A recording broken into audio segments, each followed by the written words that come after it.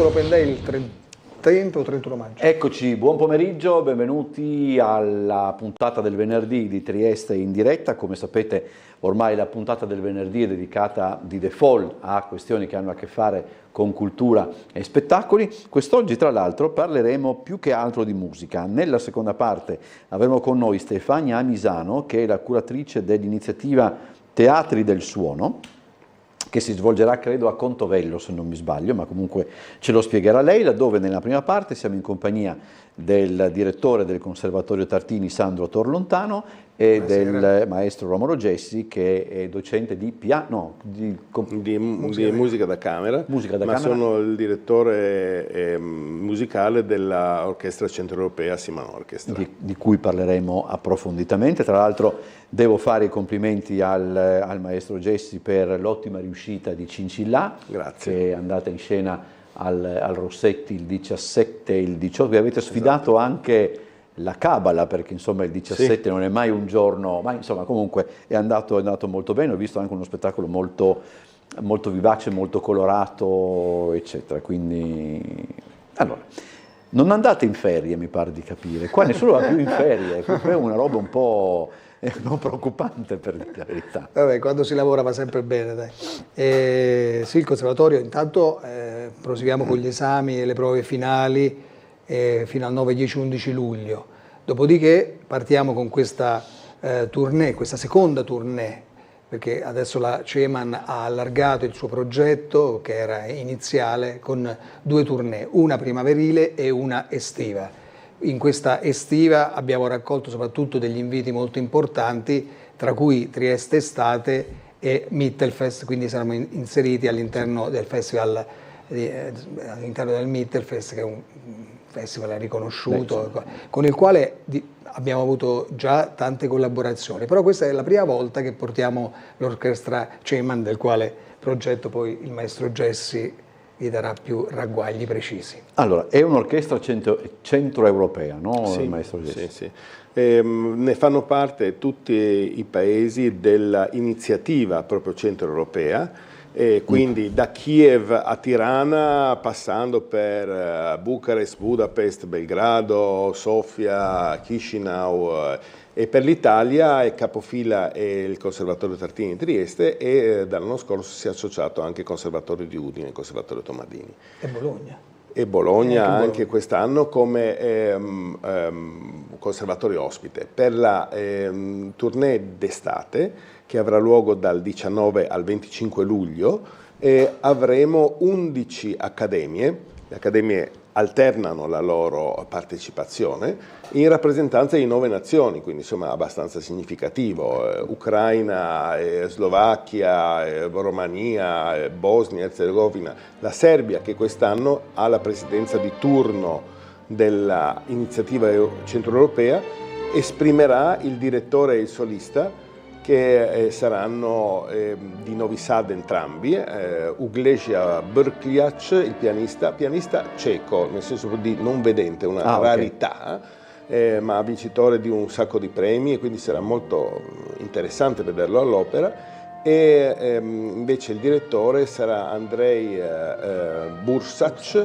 che è il direttore dell'orchestra del Conservatorio di Novi Sad. In precedenza, nella tournée precedente, qua sono immagini mie di una tournée precedente sempre con l'orchestra, ma recentemente abbiamo avuto una direttrice, una solista di Belgrado, e quindi è bellissimo questo clima di collaborazione, no? In cui ci si... E anche l'importanza di variare il direttore e il solista, sì, perché così... che varia con il presidente di turno e la presidenza di turno invia il proprio solista e il proprio direttore. Forse ho già fatto la domanda, ma credo che giovi ripeterla, anche perché desumo sia parte integrante del progetto, cioè avere a che fare con accademie che arrivano da 9 nazioni, no? 11 accademie da 9 nazioni. Significa anche come dire, avere a che fare con realtà differenti. Ora io capisco persino io che le note 7 sono e da lì non si prescinde, però credo che ognuna di queste realtà porti qualche cosa di proprio, qualche cosa di... Allora, Come si fa, mettiamola così, come si fa a evitare che questo si trasformi in una sorta di Babele musicale? Cioè... Ma è molto semplice, noi adottiamo proprio un principio qualitativo. Il primo giorno che gli studenti arrivano sono sottoposti a un'audizione e quindi se la giocano lì.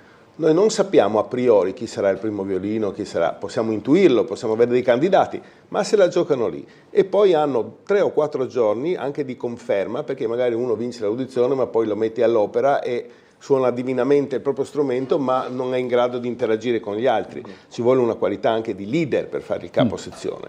E quindi se, come fino ad ora è stato, le audizioni sono fatte in modo trasparente, in modo qualitativo, i partecipanti lo accettano e si inseriscono ognuno al proprio posto e cercano di collaborare. Certamente ciascuno porta il proprio vissuto, la propria esperienza, ma da questo confronto nasce veramente un prodotto di una qualità straordinaria. Io vedo all'inizio si guardano con sospetto, l'ultimo giorno quasi vi vengono i lacrimoni, vorrebbero rimanere avanti perché è una esperienza fantastica, in quanto alcuni di loro sono talmente talentuosi che posso dire senza smentita che alcuni di essi diventeranno le prime parti delle grandi orchestre europee.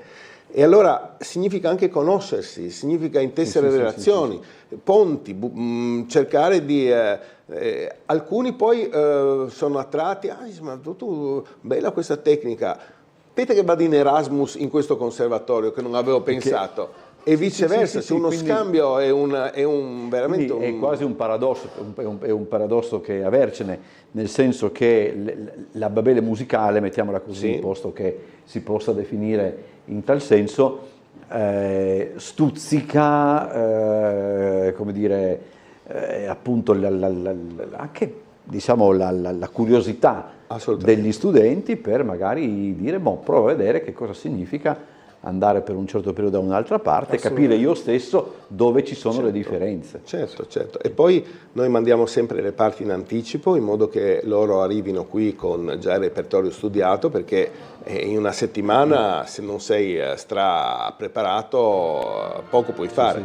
In una settimana avere un risultato come quello che abbiamo avuto è veramente una cosa di grande soddisfazione. Faccio questa domanda ancora al maestro Gessi, perché lei prima ha detto non mi domandi niente di cinema perché non sono preparato, ma no, conoscendo la sua preparazione non mi metto in competizione perché perderei. No, volevo chiedere, alla fine, che cos'è un'orchestra? Perché noi abbiamo in mente, specialmente nel nostro paese, c'è più che un film è un apologo proprio d'orchestra, perché bisogna poi anche inquadrarlo. Questo lo conosco anch'io. Lo conosco? Quindi può rispondere, allora potete rispondere due. Cioè, Prove d'orchestra era un film che è stato fatto nel 1979, quindi il periodo era molto particolare anche per il paese, eccetera. Un film piccolo, se vogliamo, di Federico Fellini, ma che se lo si vede anche adesso ha una presa, come tutto Fellini, per dire il vero, notevole e importante. Ma l'orchestra cos'è? È una realtà a parte? Il direttore d'orchestra deve essere come il direttore d'orchestra di quel film, rischiando anche poi ammutinamenti e cose del genere? Ma fra i film musicali di questo tipo, quello che io prediligo è le concert. Immaginavo che... Ecco, allora lì è un concetto molto più vicino al mio. Un'orchestra dove tutti collaborano per la migliore riuscita. In quel caso era un'orchestra dell'est dove per le purghe di regime... Della Romania, no? Se non mi sbaglio. No, era russa. Per le purghe di regime molti erano stati costretti a fare altri lavori, ma la forza dell'adesione a un progetto li porta di nuovo a esprimere il meglio di se stessi, e questo è il vero risultato di una grande quello di Fellini era uno spaccato un po' della società, anche di quel tempo. Sì, anche il rapporto dei sindacati, i sindacati che entravano nell'orchestra, ricordi quel periodo, era un periodo era il 79, particolare quindi, anche per le orchestre, con i sindacati che avevano sempre più forza. È interessante anche proprio l'orchestra, diciamo, l'orchestra dà uno spaccato di un'orchestra stabile, con personaggi anche a fine carriera, che guardano la pensione, che guardano l'orario, dice ma come, devo andare a prendere il figlio, cosa qua vuole prolungare? Mentre invece Le Concert ha un progetto quasi di riscatto, no? Le Concert è un film splendido, devo dire. Ma perché il cinema, perché il cinema si diverte molto a ritrarre i direttori d'orchestra in maniera così, sempre sopra le righe, a parte determinati film come appunto Le Concert, ma insomma, nella maggior parte dei casi mi vengono in mente certi numeri di Luis de Funès e robe del genere che siete sempre un po' fuori dalle ne ricordo due, uno La giacca verde di Giraldi, credo, e ancora un altro Wie im Himmel, come in cielo, che vedono anche la figura del direttore, ma perché il direttore forse è una delle poche persone che ancora possiede una bacchetta magica, nel senso che se tu metti 2, 3, 4 direttori sullo stesso pezzo e non dici niente all'orchestra, il suono cambia da direttore a direttore. La bellezza, si dice che nel peso del braccio del direttore ci stanno le orchestre che ha diretto. Sembra una sciocchezza, ma non è così. Quando tu acquisti delle esperienze importanti, riesci a trasmettere con un solo gesto un'idea, un concetto di qualità del suono, un concetto di insieme, con lo sguardo riesci a... E allora questo è chiaramente molto affascinante. Poi c'è tutta la serie delle prove, appunto, film prova d'orchestra, che va a vedere come si raggiunge questo. Radiofonicamente parlando ci sono le prove di Toscanini che sono illuminanti a questo proposito, si trovano su internet. Ormai non ci sono video, ma tu dall'ascolto riesci a sentire come, e quello è il fascino, un'orchestra passa da un livello a un altro, a un livello superiore, e questo è quello che noi cerchiamo di fare con queste persone che sono tutti ragazzi di eccellenza. Cioè, se un'accademia di Bucarest mi manda i suoi 2 migliori, ti assicuro che sono 2 di livello molto elevato, e così Chisinau, Belgrado, perché nessuno vuole fare brutta figura, no? C'è una sana competizione che porta a un'espressione di felicità giovanile e di grandissima energia. Questo forse è il grande segreto di Simanor. Da quando esiste l'Orchestra Centroeuropea?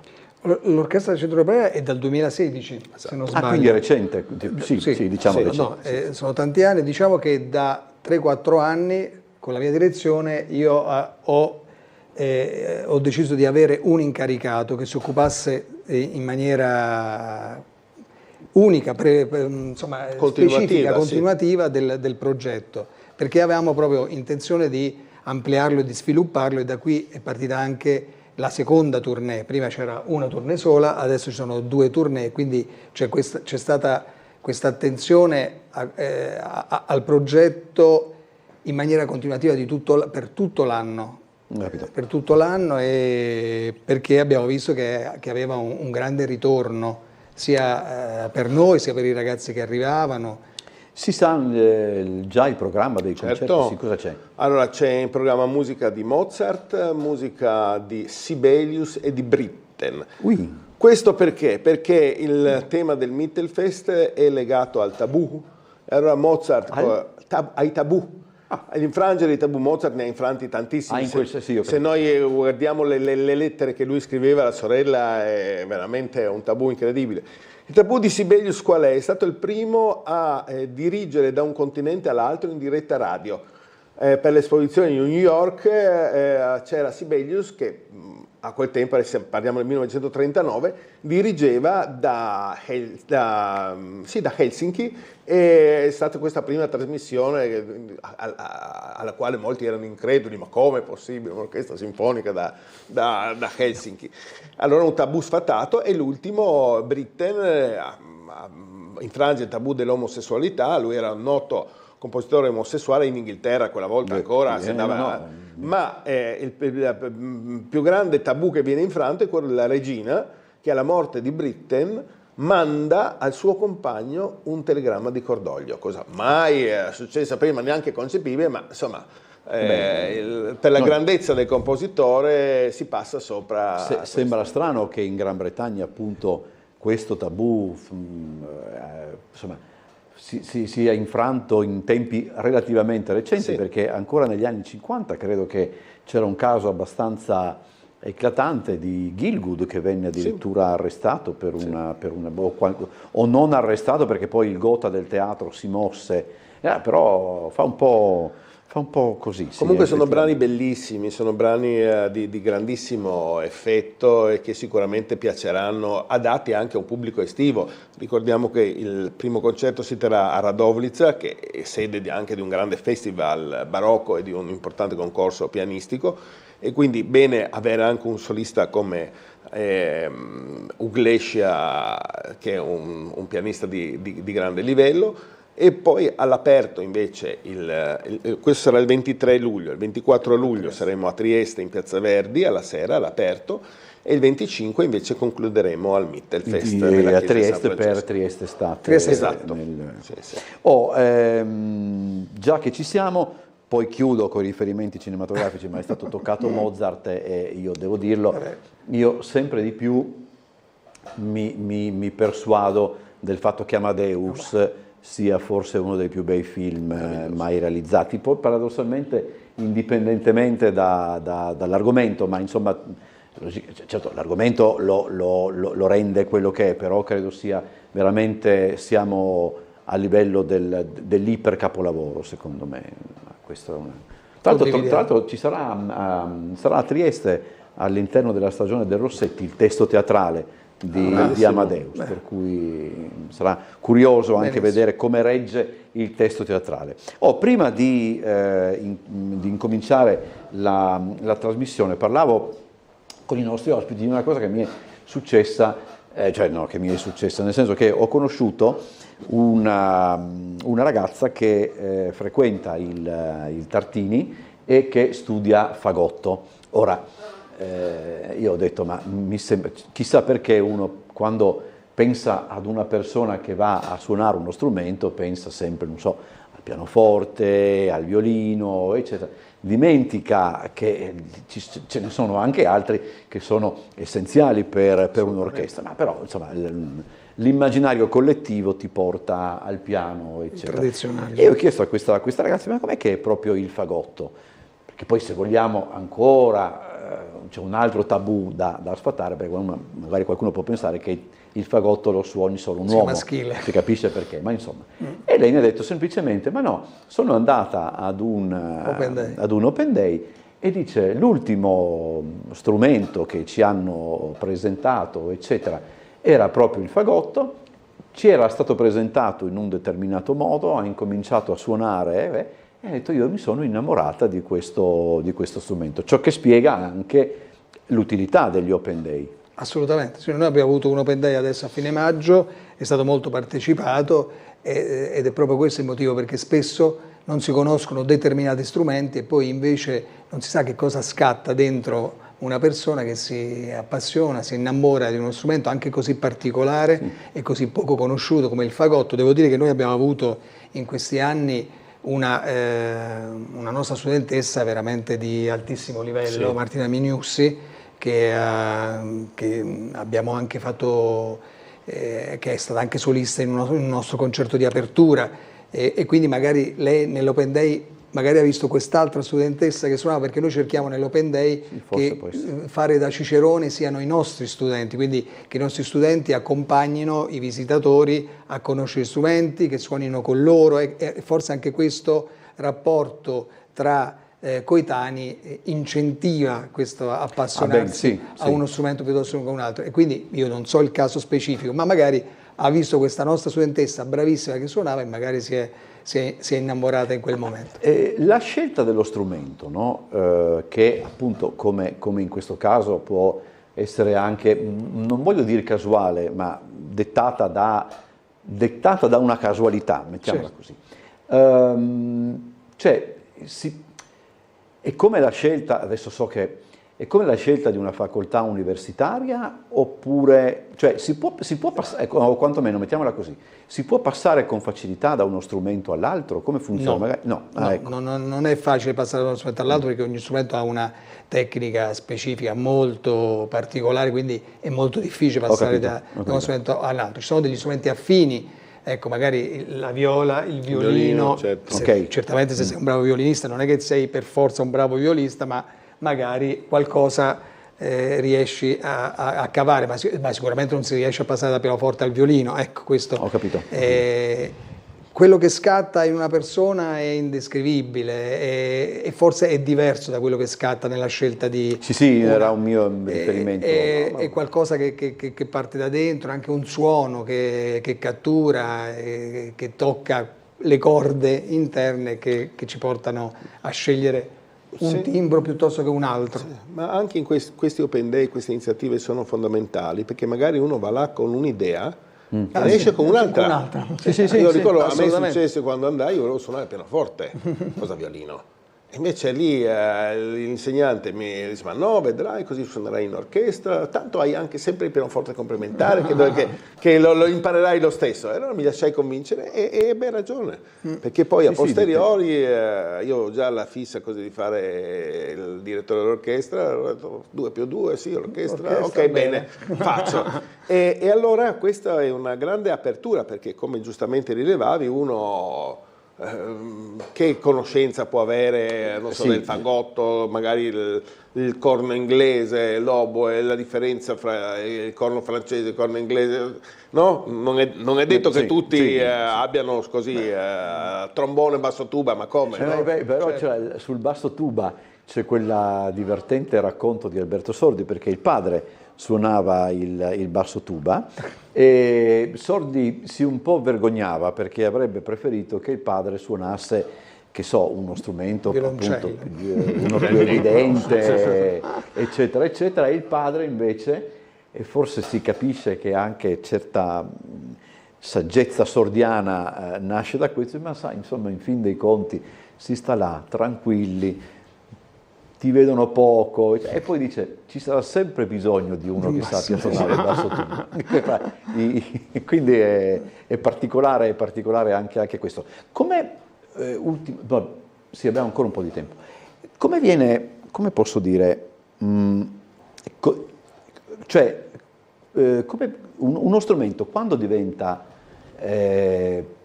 oggetto di studio, cioè c'è un passaggio particolare, se nasce uno strumento nuovo, non so se nascono più strumenti nuovi, eccetera, deve essere in qualche modo codificato per quanto concerne l'insegnamento, come funziona? Non so se è una roba tipo il curling come sport che deve essere sottoposto a delle cose, non so se la domanda è chiara. Sono molte materie nuove che adesso magari il direttore ecco, quantomeno materie, si è ampliato molto l'offerta formativa del conservatorio. L'offerta formativa si è ampliata molto, al di là delle nuove tecnologie che comunque è già da qualche anno che c'è. Quest'anno il percorso formativo è stato un percorso storico perché abbiamo portato per la prima volta il dottorato in conservatorio e questa è stata una svolta storica per tutto il sistema AFAM, quindi le esperienze all'interno del conservatorio sono sempre più ampie e più varie, strumenti nuovi, ecco, diciamo, sugli strumenti si rimane sui tradizionali, che comunque sono sempre tanti e che abbracciano tutte le scelte. Ma per esempio io mi ricordo quando il maestro Gessi parlava di Sibelius, di questa direzione a distanza, il Tartini, stavo per dire con queste diavolerie, ma comunque è anche abituato, no? Perché certo. Lì non so come si chiama. Il sistema Lola abbiamo fatto proprio questo. Lì io ho diretto un'orchestra a Trieste avendo i solisti a Lubiana. E a Lubiana in teatro avevano i solisti vivi e l'orchestra proiettata sullo schermo e quindi avevamo doppio pubblico sia a Trieste che a Lubiana con questa interfacciabilità di solisti e orchestra che collaboravano insieme con questo straordinario strumento che è Lola. Ecco, perché questo non è non è un fenomeno così... Ma sai, hai noi capito sì, ho capito, ma noi in realtà lo usiamo, abbiamo fatto Anche masterclass recentemente, anche, proprio anche per casi, sia per casi programmati, ma per casi di necessità. Ricordo l'anno scorso un grossissimo docente di canto americano che doveva venire dal North Carolina e ha avuto un problema familiare, dice non posso. No, come non puoi? Abbiamo fatto con Lola, e lui ha fatto lezione come se fossimo qui nella stessa stanza. È uno strumento tecnologico di straordinaria fattura, per cui tu puoi interagire con una persona annullando il gap della distanza, che tu senti qualunque collegamento televisivo, insomma voi sapete benissimo qua, ecco, no? Ti arriva il suono in ritardo. Se invece col sistema Lola, paf, ti arriva sul momento, puoi addirittura suonarci insieme. Io ho diretto l'orchestra anche lì in America. E perché si chiama Lola? È un acronimo? Low latency. Bassa latenza. Bassa latenza, sì. Quindi.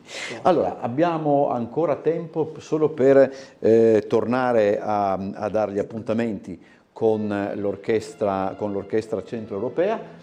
Questo era appunto cos'era? Che cosa un concerto dell'anno scorso con al Ridotto del Verdi. Al Ridotto del Verdi con Beatrice Fitokarev, una solista della Moldavia. Questa è la viola. Sì, viola della Moldavia. Allora, gli appuntamenti... Un costume moldavo, tra l'altro, vedi anche la camicia... Anche alcuni che lavorano da noi sembrano da Moldavia, ma insomma questo è un altro discorso, lo farò presente. Oddio, ho fatto body shaming, adesso sarà... no. Dunque, ricordiamo le date. 23 luglio a Radovljica, 24 luglio Trieste Estate Piazza Verdi, 25 luglio al Mittelfest. Poi dopo invece, per quanto riguarda anche il resto dell'attività del Tartini... Allora, i progetti del Tartini sono sempre tanti, siamo sempre strapieni. Io quest'anno ne sono stati fatti veramente tantissimi che stento anche a ricordarli io stesso. Però mi preme ricordare, tutti sono importanti, per me tutti i progetti sono importanti, ovviamente, no? Ho ricordato questo del dottorato che è veramente una cosa storica, però quello che veramente mi porterò nel cuore per sempre il progetto con Calicanto. Che abbiamo... Il 13 giugno c'è stato il concerto, un concerto fatto con l'orchestra jazz del Tartini e la Calicanto Band. Ed è stato un successo clamoroso. Avevamo firmato la convenzione a febbraio e firmando la convenzione avevamo già fissato la data di giugno ed è stata una cosa molto azzardata perché non era assolutamente scontato il livello che sarebbe, insomma, saremmo stati contenti lo stesso di fare il concerto, però neanche io stesso mi sarei aspettato il livello raggiunto dai ragazzi. Quindi sicuramente questo progetto andrà avanti, faremo altri concerti. Approfitto per ringraziare la Presidente Gianello di Calicanto Band e i due maestri che si sono spesi in maniera eccezionale, il maestro Fabio Clarì e il maestro Mirko Rubegni. Fabio Clarì da parte di Calicanto Band e Mirko Rubegni che è il nostro docente di orchestra jazz. Che sono stati splendidi, ma la cosa più bella è come hanno interagito i ragazzi. Tutti i ragazzi. Stamattina in città io ho visto... per me veramente questo è uno dei successi che porterò nel cuore. Stamattina in città ho visto Alessandro che è grande, maestro, è un talento, talento straordinario. Incredibile. Straordinario. Allora io vi ringrazio per essere stati con noi, buon lavoro per tutto quanto e adesso sì, andiamo in pubblicità, è l'ora, e poi torniamo con il secondo ospite con la quale parleremo comunque, credo, sempre di musica.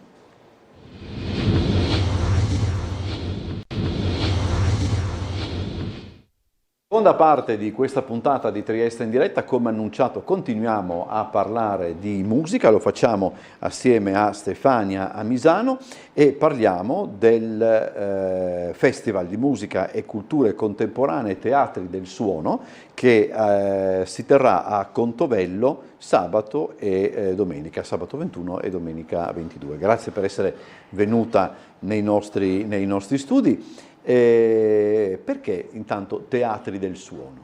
È una storia molto lunga, forse anche lunga ma anche molto breve. Io sono musicista, sono pianista e da molti anni, da decenni, lavoro con un collega con il quale abbiamo fondato il Duo Novalis, duo pianistico, e in una serie di lavori, progetti pensati per il duo pianistico abbiamo incominciato a indagare l'aspetto del teatro, gli aspetti cioè interdisciplinari o transdisciplinari, meglio dire, che legano la musica con le arti e il pensiero. Nel 2010 abbiamo fondato insieme ad altri musicisti che ancora tutt'oggi fanno parte del collettivo Cantiere Zero, invece diciamo così un duo, come si dice in gergo, plugged, no? Cioè un duo con elettronica, quindi c'erano 2 compositori e performer elettroacustici e questa cosa è diventata Cantiere Zero, che appunto attualmente, poi col passare del tempo, Cantiere Zero si è espanso, è diventata una piattaforma anche che include ricercatori artistici, filosofi, eccetera, eccetera. Se ci sarà il tempo magari ne parleremo, ma soprattutto abbiamo sviluppato questa idea dei teatri del suono all'interno di Cantiere Zero, cioè all'interno di una dimensione che si occupa di musica colta, contemporanea, ma non solo, diciamo comunemente detta musica classica, ecco, però esiste, adesso qui naturalmente lo spazio per fare questa discussione immagino sia un po' ridotto, ma nel senso che ci occupiamo insomma di musica d'arte con una prospettiva cameristica, profondamente cameristica, anche perché la nostra formazione è molto legata anche alla città di Trieste, nel senso che noi siamo stati allievi del Trio di Trieste e cerchiamo di portarne avanti lo spirito, ecco, lo spirito di questa visione molto seria, molto profonda, dove la musica non è semplicemente un divertimento, un intrattenimento, ma qualcosa di più. Tornando al discorso perché teatri del suono, questa idea ci è venuta, adesso dico una cosa un pochino, non mi dica che poi è troppo per addetti ai lavori, però io ci provo. Allora, a un certo punto nella nostra storia, nella cultura europea, verso la fine del Cinquecento, inizia l'interesse per le varie discipline, anche per dei libri e delle, come dire, poi quello che poi è sfociato nell'enciclopedia, no? Ma in realtà è un fenomeno che inizia all'inizio dell'età moderna e si cerca di, come dire, si viene a evidenziare il fatto che il termine teatro, teatrum latino, col TH, serve per individuare degli spazi che sono comuni sia alle arti, in questo caso alla musica. Ci sono libri che si chiamano teatro degli strumenti, cioè teatro instrumentorum, no? Quindi dove questo autore fa vedere tutti i tipi di strumenti, che cosa fanno, e sono messi in scena, cioè sono messi su un palcoscenico, cioè sono disegnati come se fossero, insomma, l'idea è quella del teatro barocco, no? Quindi, perché? Perché si mette in scena qualcosa che in questo caso è uno spazio comune sia alle arti, in questo caso alla musica, anche alle altre arti, e alla conoscenza. Le faccio un esempio, anche il teatro, quello che si viene a formare, il teatro dove si facevano le prime autopsie, no? Era fatto come un teatro. Sì. No? E quindi c'è questa idea, quindi lo spazio della conoscenza e della performance artistica, per dirla con termini moderni, diventa uno spazio, diciamo, comune. Tra l'altro, se vogliamo estendere il concetto poi anche appunto per sua stessa estensione, teatro significa anche in alcuni casi semplicemente luogo. Sì. Qualcuno dice teatro di quanto accaduto, eccetera. Certo, il luogo è dove si mostra, no? Nella parola greca c'è questa idea del mostrare. Non necessariamente mettendo in scena, questo ci porterebbe a No, certo, però è tu. Sì, comunque ci siamo capiti. Ecco, e quindi Teatri del Suono è per questo, e viene per questo, ed è Teatri del Suono vuole mettere in scena la meravigliosa diversità della musica in tutte le sue relazioni, che sono profonde, molteplici, fin da quando l'essere umano, prima ancora di di parlare ha cominciato a emettere suoni, a cantare e mi perdoni se sorrido. E a danzare anche. Mi perdoni se sorrido, non è... E a dipingere. Mi fa venire in mente un episodio della pazza storia del mondo di Mel Brooks, non so se lei lo ha presente come film. Fondamentale. Che è la nascita della musica, che se lei ricorda è perché come uno no? cade un sasso sul... Assolutamente. Che poi in realtà quella è una citazione del Muppet Show, ma comunque. Addirittura. Certo. Comunque Mel Brooks sta per compiere 99 anni, quindi teniamocelo anche stretto. E poi c'è su questo discorso dei luoghi, certo, c'è anche il luogo, cioè Contovello, che è tra l'altro anche per la città, no? Se vogliamo adesso, Contovello è un luogo strano perché non è ancora Prosecco, però ci è vicinissimo, e non è più Trieste, logicamente, perché non lo è più. Ed è sì, adesso, con tutto il rispetto per chi vi abita, non saprei definirlo, no? Perché... È lì il bello.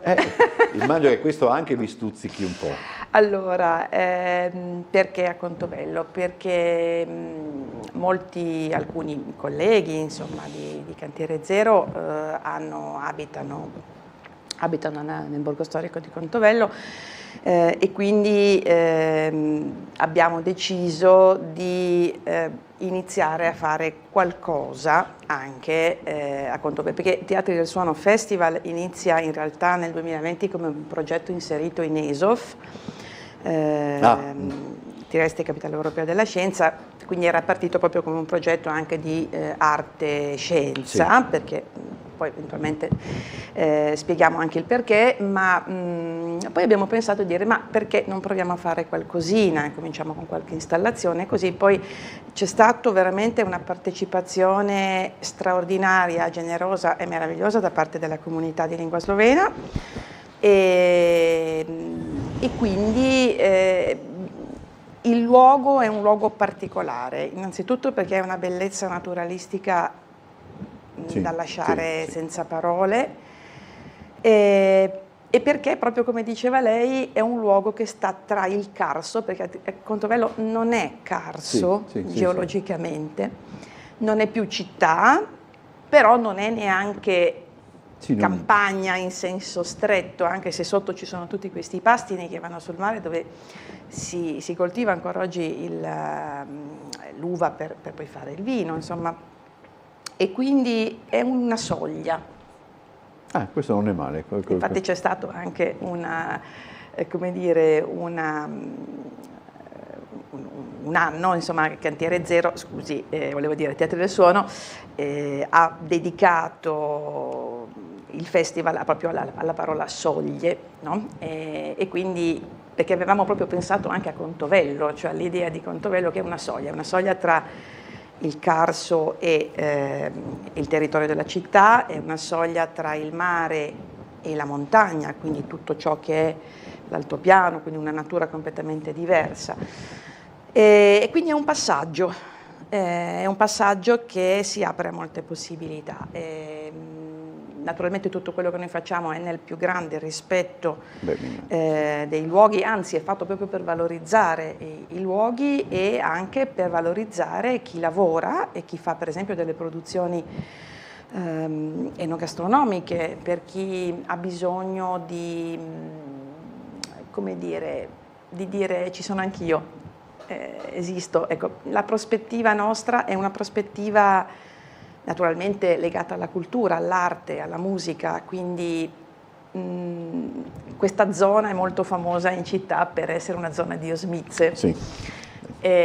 Quindi ecco, noi cerchiamo invece di dare un'immagine del luogo molto più profonda, più autentica, no? Si può anche bere un bicchiere di vino, però in un modo, cioè capendo la storia che ha questo vino, e perché i suoni, le parole, le idee che vengono, come dire, diffuse in questo fine settimana, in un certo qual modo formano un unico circolo, con anche le proposte che vengono appunto, perché naturalmente il festival inizia alle 5 del pomeriggio e avanti fino alle 10 di sera, quindi abbiamo cercato di coinvolgere alcuni soggetti locali anche per fornire al pubblico la possibilità di fermarsi e passare tutta la serata con Quindi questo è un altro caso sempre più, come dire, sempre più presente nel nostro territorio di, come posso dire,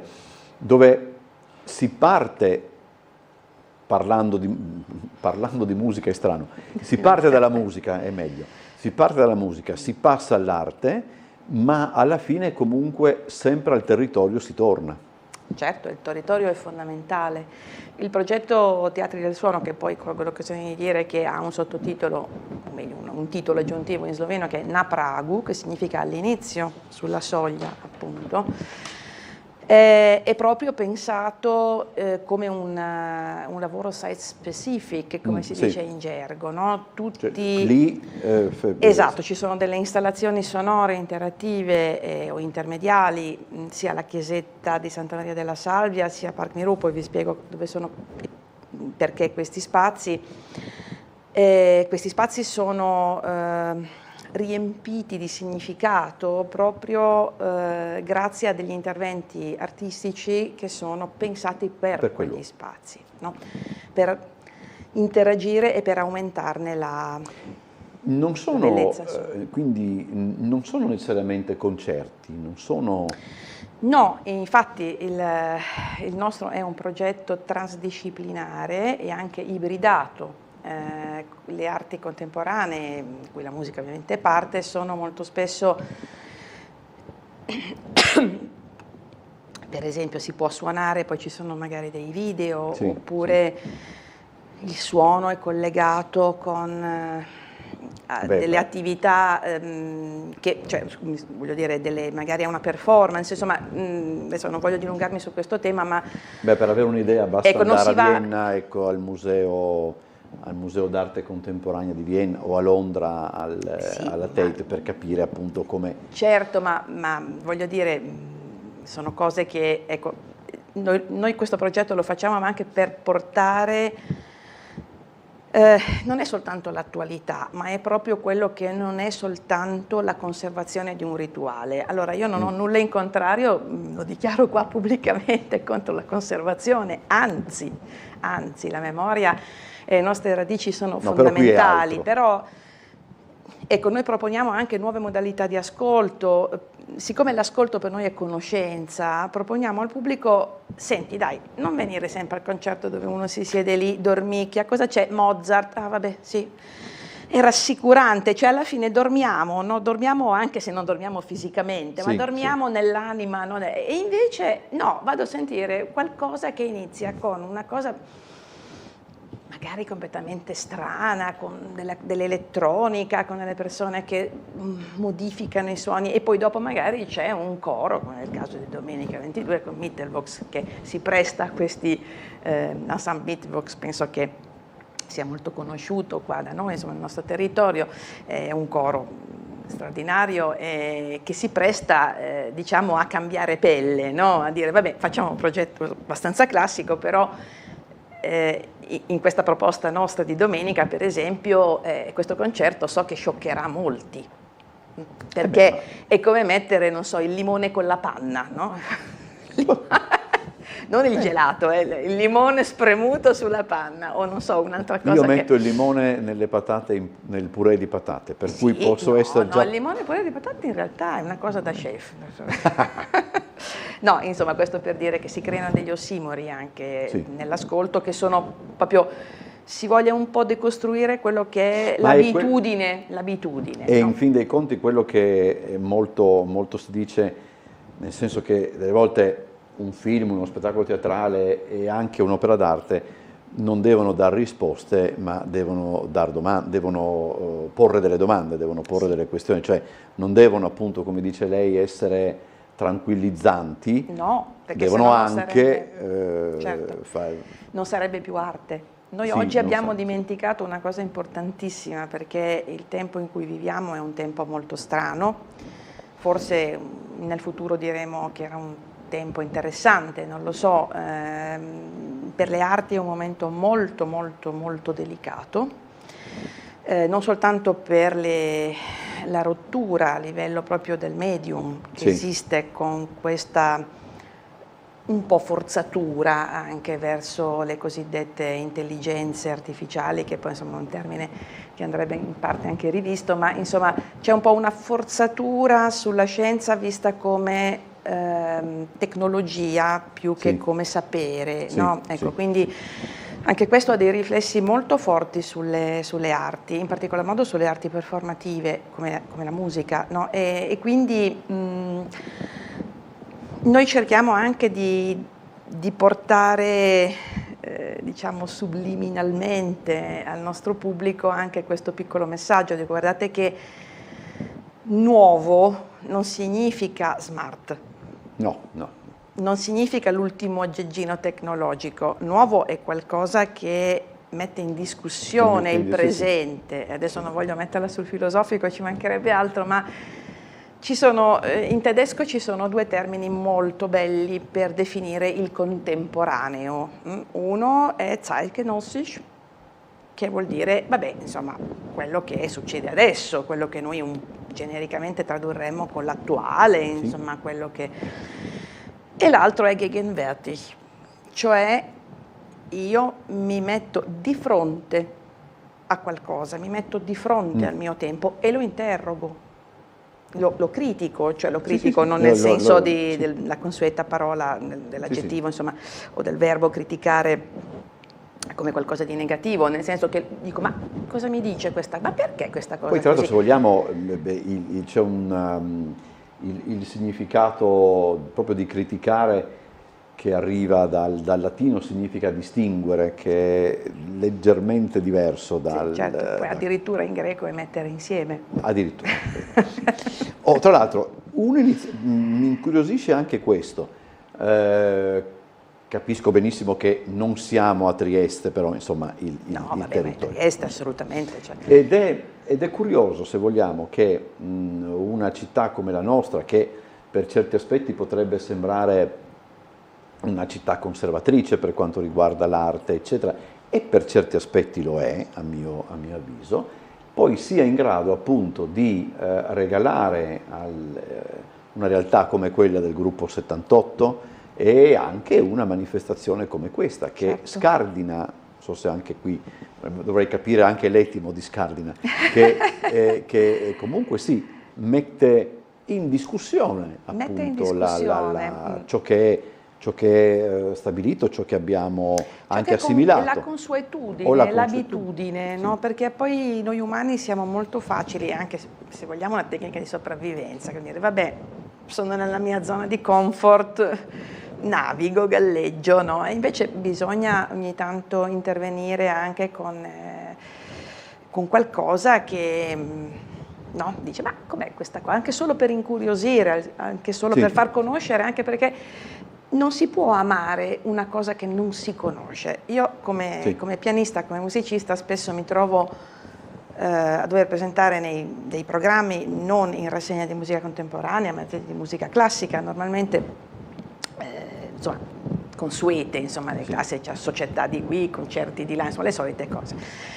E capita spesso, ma senti, non è che potresti non mettere questo autore, magari un autore del Novecento, che è una cosa, dico, ma insomma ragazzi ha più di 120 anni questo autore, non è che... sì, ma poi sai, quando riusciamo anche con mio collega a sfondare questa barriera che è molto sottile, io nella mia carriera ho avuto degli esempi di...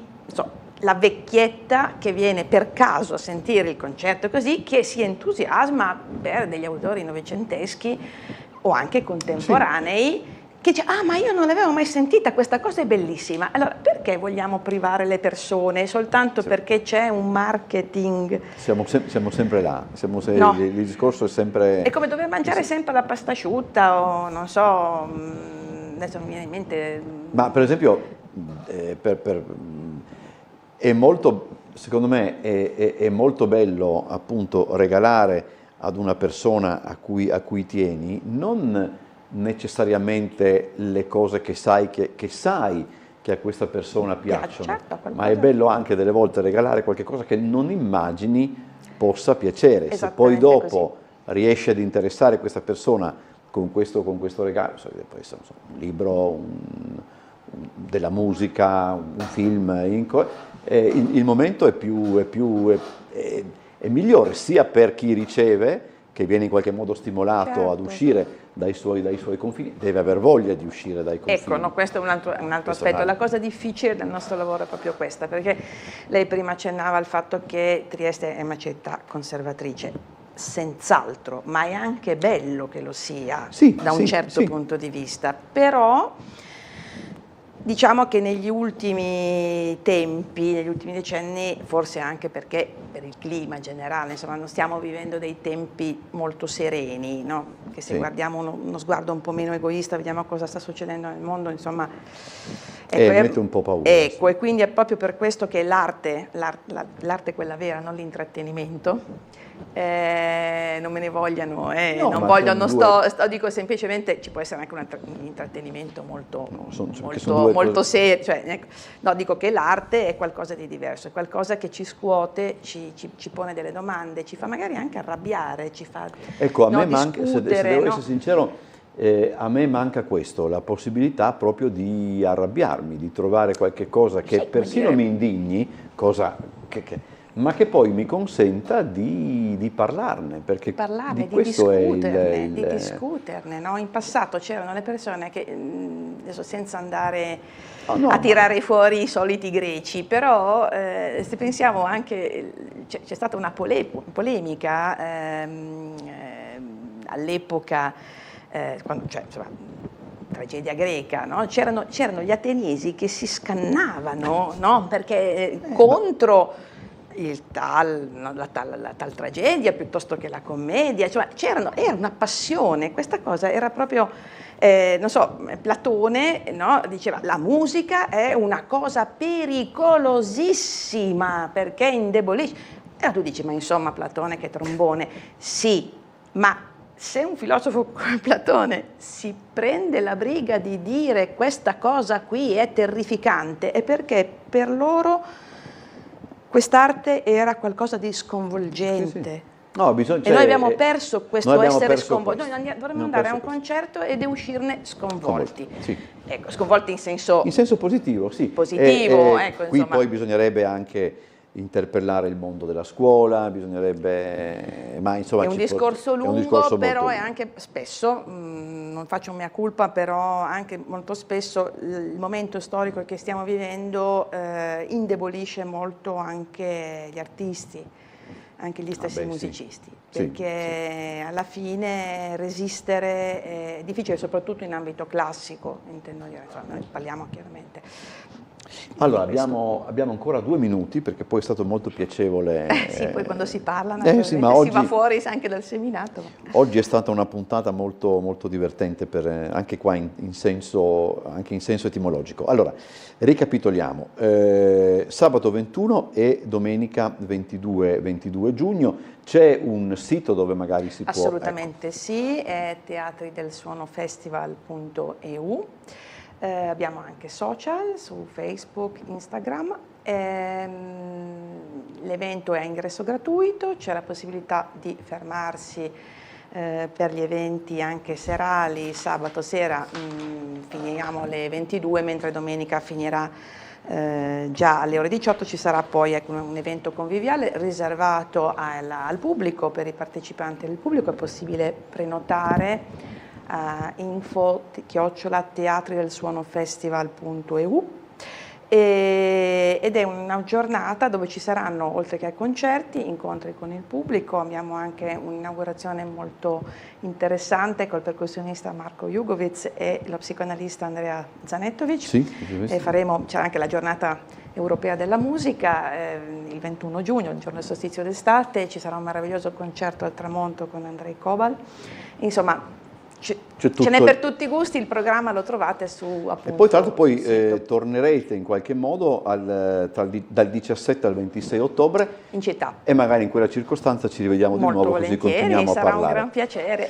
Grazie allora a Stefania Misano per essere stata con noi, buon lavoro. Grazie anche a voi. Grazie. Noi ci vediamo la prossima settimana, martedì alle 17:55.